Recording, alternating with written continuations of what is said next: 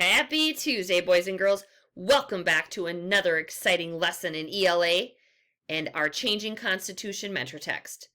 That's what you need to succeed is your mentor text, a highlighter, and a pencil. So if you don't already have those things, make sure you grab them.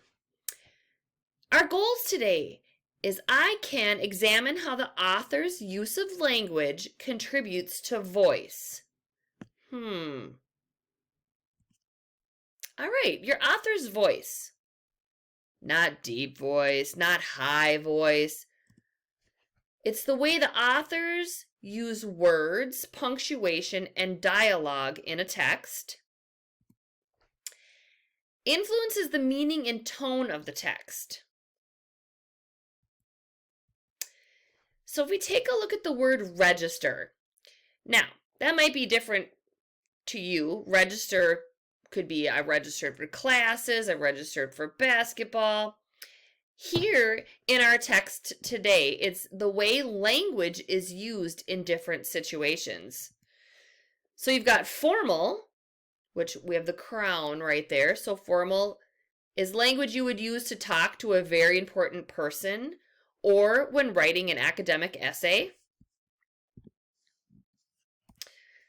So some of my examples I have are sincerely, quotient, photosynthesis, sir, thank you.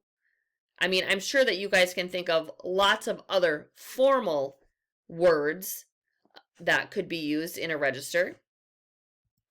Informal is more language similar to what you would use with your friends. So, LOL, oh yeah, cuz, dude, sweet. I mean, I'm sure you have millions of other things you could say to that. So if you turn your mentor text to page 12, we're going to talk about formal or informal register in this very first paragraph of the court's decision. So if you take a look, I see the word purchase. Okay, purchase. Dred Scott tried to purchase his and his family's freedom. I also see the word fictional. In this fictional retelling of his life. And then there's one more, discusses. Scott discusses the fate of his court case. Now, what do you think? Formal or is it more informal? What? You're right. It's formal. So let's go over what makes it formal and versus informal. So informal, you would use the word buy. Dred Scott tried to buy his and his family's freedom. And then if you go down to discusses, if it was informal, you would say talks about. So Scott talks about the fate of his court case. All right, so formal or informal register. And we're still on page 12. So formal means important person. Informal is more of a friend. So it says, I never did understand why Miss Irene wanted to keep us as her slaves because she didn't even live in St. Louis no more.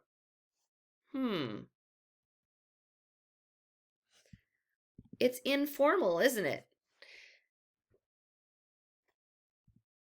Because the word didn't is more of an informal word to use here. And then if you look, who lived all the way cross country. Well, if it was formal, they would not be saying it quite like that. All right, so take a look on page 14. Formal or informal? Now remember, formal again is important person, informal is a friend. So it talks about here, picket line, White House vigil, father, venture.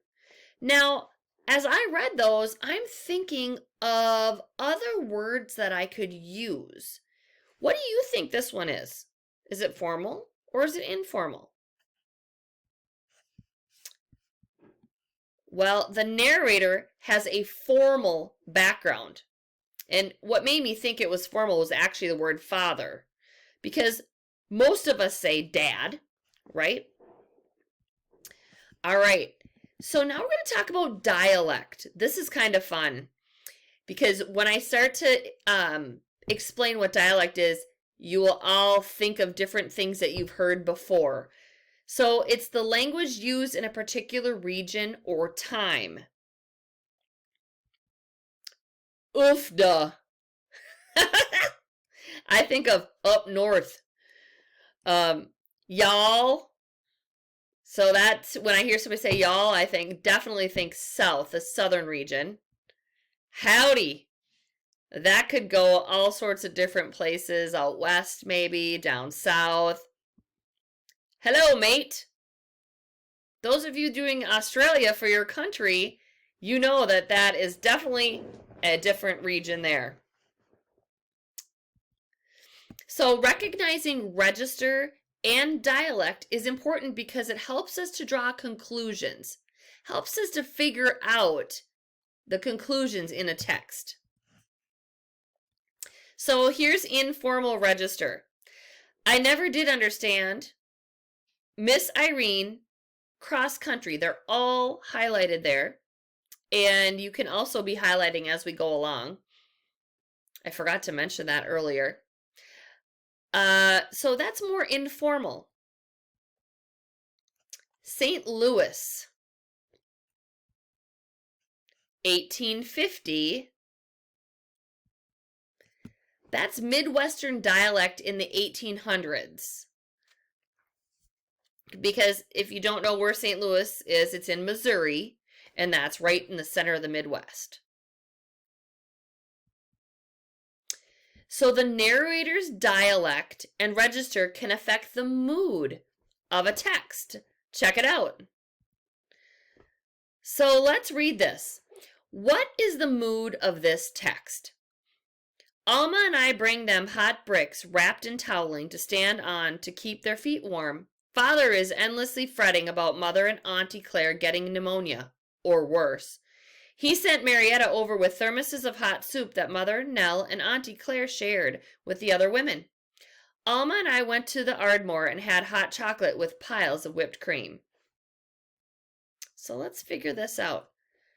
Toweling. Father. Endlessly fretting. That's interesting. I have not heard that term or saying in my lifetime, if that helps you. So it's definitely formal with toweling, father, endlessly fretting. I mean, something different that we could use: wrapped in toweling, wrapped in a blanket, wrapped in a towel, wrapped in towels. Dad instead of father would be more informal. Endlessly fretting, maybe always worrying. And I that's highlighted there. It's serious. That's the mood, is serious. If I'm going to go back here, so father is endlessly fretting about Mother and Auntie Claire getting pneumonia or worse. So he's being serious. So that's the mood of that piece. Let's review. So, author's voice is the way authors use words, punctuation, and dialogue in a text. Register.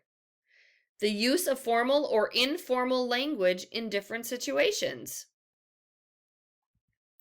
Dialect, the language used in a particular region or time. Now, if we were doing this live or in our classroom, I'm sure you guys would have hundreds of different dialects to share with me. All right, so let's evaluate what you learned today. Your goal today was, I can examine how the author's use of language contributes to voice. I'm a 4, I got this, I can teach it. I'm a 3, I can do this on my own. I'm a 2, I can do it with help. Or I'm a 1, I'm still confused. Go ahead and rate yourself and put that in the top corner of your mentor text. Way to go. I look forward to seeing you guys tomorrow.